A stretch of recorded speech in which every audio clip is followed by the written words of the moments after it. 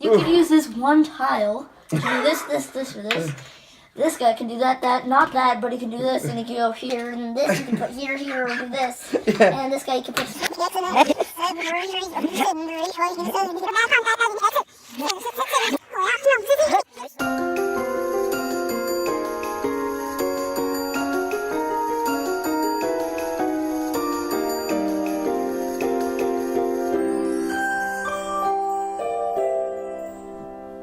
Hello, ladies and gentlemen.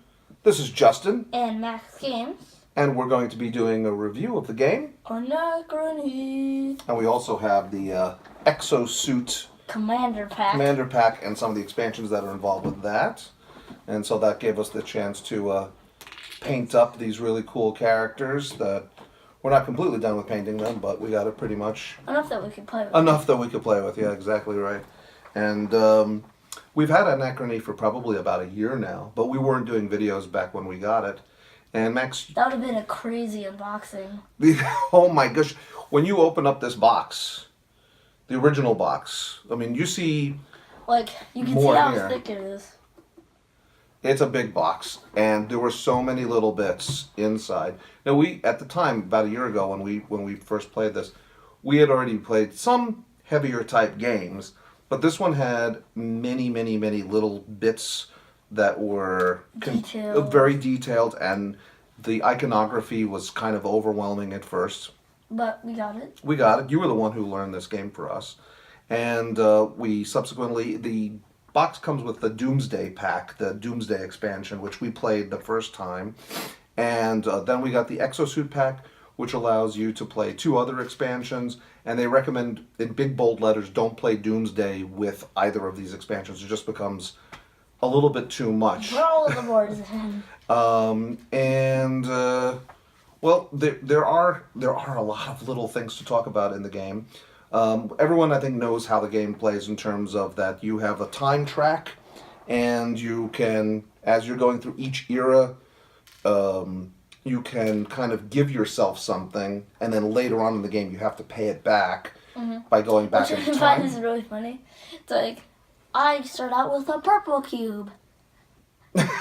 One cube. And then like, here, it's like, oh, my previous self kind of needed that purple cube. Better give it to him. Your previous self, your previous self is very funny. Younger me, you deserve this purple cube. Let me tell you, I think, despite the fact that this game is very complex and there's a lot of things going on, the iconography is something that you have to kind of get a hold of going into the game, because you can build buildings in your personal board, because everyone's going to get a personal board that you can build. That has a lot of iconography on it. That also has a lot of an iconography on it.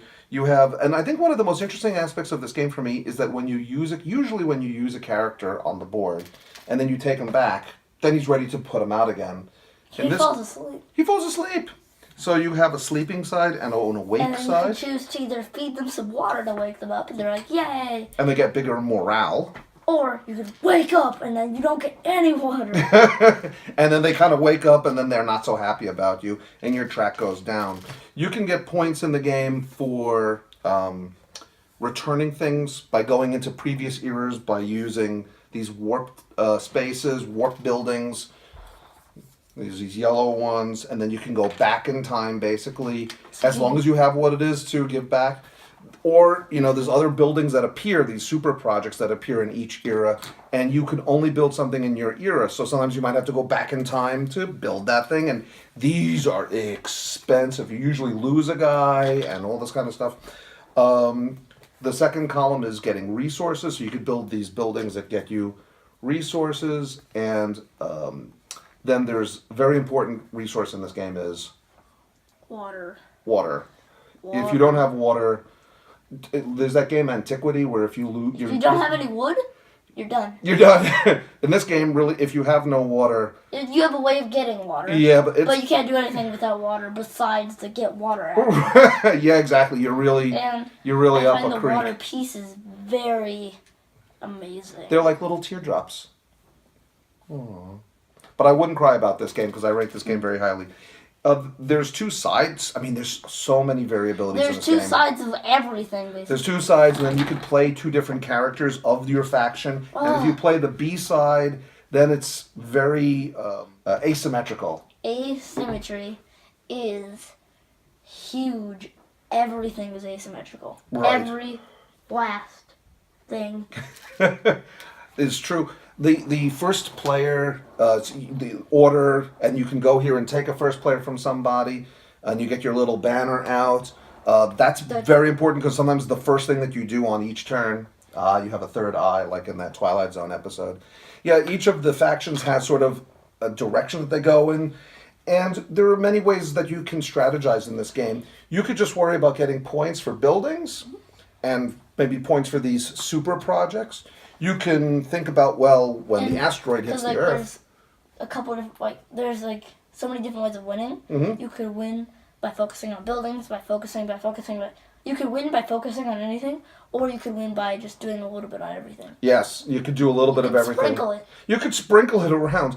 And with the expansions, it even becomes more sort of spread out because you can spend a lot of stuff to try to get one of these neutral robots that act as a permanent awake brainy guy, little brain guy in there, and or you could the other expansion where you can go on adventures and you get another tile that you can upgrade your exosuits, that when you go on an adventure you have a better chance of winning the adventure. And there's the bonus cards that at the end of the game, certain things that you accomplish will get you extra points. There's so much to consider in the game that I sometimes think that I really can't consider everything. And sometimes just something happens. Oh, I got one of these, or I got one of these. I'm going to give a couple criticisms of the game, though. And they, actually, in the instructions, there's a workaround with some of these. If you get things from the past, or if you get things and then you don't immediately give it back to your past self, so to speak, you can create a rift in time and create these anomalies.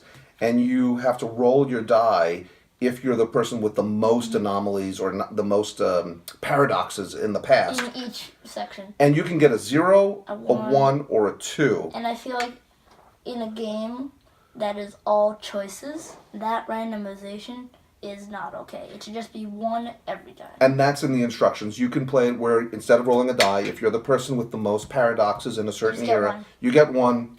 That's it. It's no randomization, and I like that. And I think if I play this, or when I play this again, I'm going to take the die. I like it, just the idea that, no randomization. No randomization, there's that. There is a couple other things in the game that are random, and I don't mind this one. Those ones are okay. These are called breakthroughs because you get these various shapes. I mean, this is really where, to me, the overwhelming aspect of the game comes in. You seem yawny here. I'm yawning. he was up early. Now, this game took us 3 hours. Okay. You can get these square breakthroughs. You choose one side of the die, and then you roll the other one, and they have to do with the tiles that are on here, or you can keep them for points at the end of the game, or you could use them to oh, wait a minute, what was it? Oh, to upgrade your exosuit. Like, you could use this one tile to do this, or this. This guy can do that, not that, but he can do this, and he can go here, and this you can put here, or do this. Yeah. And this guy you can put here. And then you have to remember on your board, oh, wait a minute, my faction, they allow you to do this. Then I use a special bonus where this guy can go there. And you have all these different resources that you can, I think I'm dropping some resources. You can get these purple ones, and there's a lot of different resources. There's like gold and uranium and titanium. And then something that doesn't exist. It's like what helps you warp in time. You can see what we mean is that there's so much to think about, and then so many pieces. So many pieces. The exosuits are really cool, though. It really gets you involved in the game. And then there's the different types of people. Then there's geniuses. There's the geniuses, which are wild. Then there are the administrators, which do some things. If you go out to the city, they help hire people. Right, they help hire people, and then trade. They do trading. Engineers help build. Help build, exactly. Scientists help get you more breakthroughs. And then there's some things. And then they can also collect water. And there's some things. Oh my God! It's like you're. There's just so many moving parts. Right. And I'm dropping pieces. They all make sense. Don't worry about the pieces. We'll get them later. Pieces everywhere. Oh, and then the triangles. Then when the explosion happens, unless you're playing the Doomsday expansion, which the explosion may or may not happen, when this happens, then you could actually launch. You could get out of here, sort of. You could, and at that moment, you have to have a minimum. There's a requirement that you have. Which you better build up. Right. You don't have to escape in the game. But you most likely should. Yeah, because you'll get a lot of points from that. They maxed it out at 30 because I think people were able to figure out ways. There was a strategy where if you just focus on that, you could just get a lot of points with a certain person or whatever. It's like if I do this, and choose that, and you might get too many points. They maxed it at 30. I got, I think, 15 or 16 or 18, something like that in the game. I got like 20 something. 20 points, which was a big part of your score since your score, and Mom got 24. Mom got 24. So you can, and that was about. I think I got 15. No, you were in the 20 somewhere with that. Anyway, I got some large number that contributed a major amount. Or you could skip that whole thing and just play the game and just see what happens. And then there's one of these that automatically gets you the ability. That's the one I got in the game, so you can meet the minimum requirement. So I really like the game. I think that works very much. I wouldn't play with the expansions the first couple of times you play. Oh, and then of course you can even play with the opposite side of these era tiles, where depending on what you give yourself that you have to pay back, you might get a bonus, or you might actually get a penalty as well. There's so many layers to the game. Just basically all there is. A lot. lot of everything. Whatever's in this game, there's a lot of it. And the iconography all makes sense, but sometimes when a tile comes out, you're like, once you learn the iconography, I want to make sure of this. Once you learn the iconography, it's clear. But then there's a couple of times it's like this arrow to this minus this. And I have to say though that the designers and the company are very good about posting like explanations for every possible question that you have. Possible circumstance. And the books are. Let me get the. Phenomenal. Yeah, the books are really, really good. I was able to win this game in like 45 minutes. Yeah, Max, when he learned from the rule book, he was able to get it down in about 45 minutes and teach it to us. These rule books, if any designers out there want to know how to do a complex game rule book, because there's some rule books out there. Yeah, when you learned Arkwright and then I learned Arkwright, it took us like a week, like a back and forth in videos and reading. And he couldn't learn it. I was like, so then I had to start learning it to give him a gate to watch more videos, and then we both learned it, and then we kind of got it to the table. This one, there's no problem. Everything is extremely clearly. Like that one, you had to very clear. Arkwright, you had to read everything. Oh, I had to read every multiple times. I went through it once and I knew the game. And it was all in one book too.